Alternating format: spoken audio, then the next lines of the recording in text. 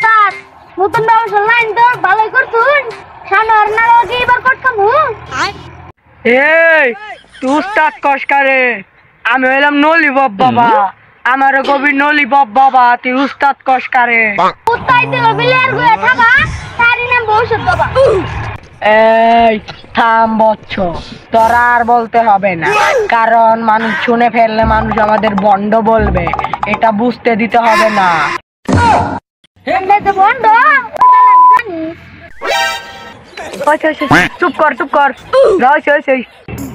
কিরে বন্ধু তোর মন খারাপ কে?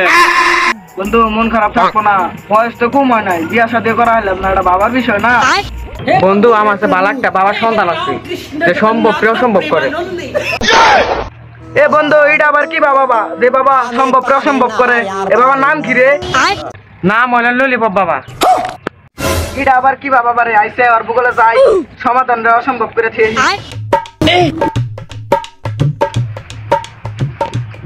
বাবা এই থাম বচ্চ আমি সব জানি আপনি কি বাল জানেন কোনছে আমার কি সমস্যা আমার কি হইছে আমি আবার গেলাম তোর কি সমস্যা গো বাবা আমার এই বন্ধুর বিয়ে হয় না, কি করলে আমার এই বন্ধুর বিয়ে হবো? সারা বচ্চ